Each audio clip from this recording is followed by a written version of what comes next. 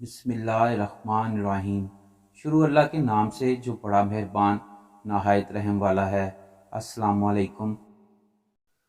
حضرت فقیہ ابو اللیث سمرقندی رحمۃ اللہ علیہ بیان کرتے ہیں کہ حضرت عمر فاروق رضی اللہ تعالیٰ عنہ ایک مرتبہ حضور صلی اللہ علیہ وآلہ وسلم کی خدمت میں روتے ہوئے حاضر ہوئے۔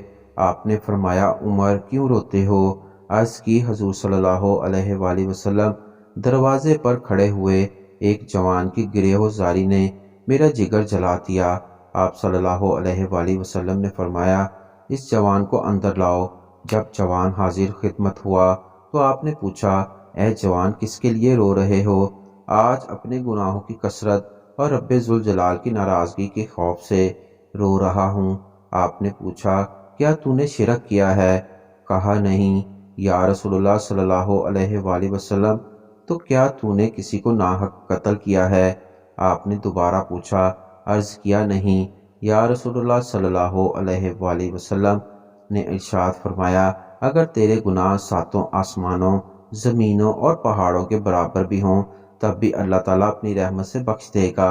جوان بولا، یا رسول اللہ صلی اللہ علیہ وآلہ وسلم، میرا گناہ ان سے بھی بڑا ہے۔ آپ صلی اللہ علیہ وآلہ وسلم نے فرمایا، تیرا گناہ بڑا ہے یا کرسی؟ عرض کی، میرا گناہ۔ آپ نے فرمایا، تیرا گناہ بڑا ہے یا عرش الہی؟ عرض کی، میرا گناہ۔ آپ صلی اللہ علیہ وآلہ وسلم نے فرمایا، تیرا گناہ بڑا ہے یا رب ذوالجلال؟ عرض کی، رب ذوالجلال بہت عظیم ہے۔ یہ سن کر حضور صلی اللہ علیہ وآلہ وسلم نے ارشاد فرمایا، بلا شبہ جرم عظیم کو رب عظیم ہی معاف فرماتا ہے۔ پھر آپ صلی اللہ علیہ وآلہ وسلم نے فرمایا، ذرا تم مجھے اپنا گناہ تو بتلاؤ۔ عرض کی، حضور، مجھے آپ کے سامنے بتاتے ہوئے شرم آتی ہے۔ آپ صلی اللہ علیہ وآلہ وسلم نے فرمایا، کوئی بات نہیں، تم بتلاؤ۔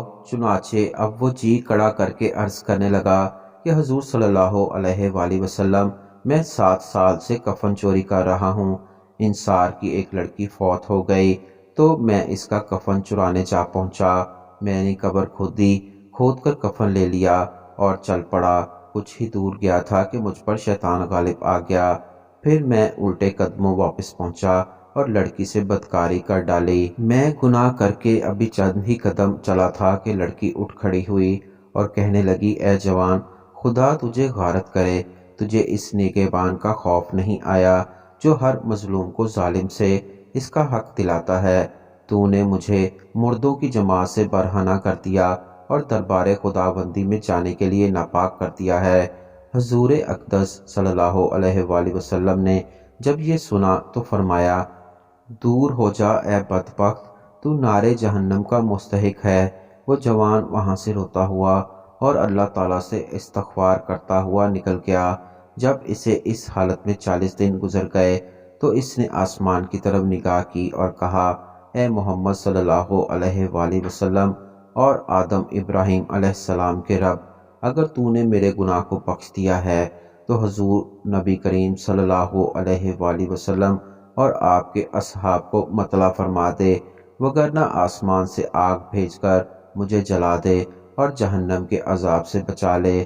مجھے اسی وقت حضرت جبرائیل علیہ السلام آپ صلی اللہ علیہ وآلہ وسلم کی خدمت میں حاضر ہوئے اور کہا، یا رسول اللہ صلی اللہ علیہ وآلہ وسلم، آپ کا رب آپ کو سلام کہتا ہے اور پوچھتا ہے کہ مخلوق کو آپ نے پیدا کیا ہے؟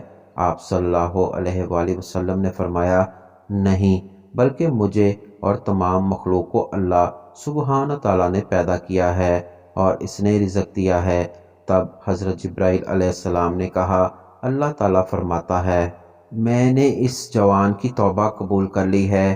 بس حضور صلی اللہ علیہ وآلہ وسلم نے جوان کو بلا کر اس سے توبہ کی قبولیت کا مژدہ سنایا۔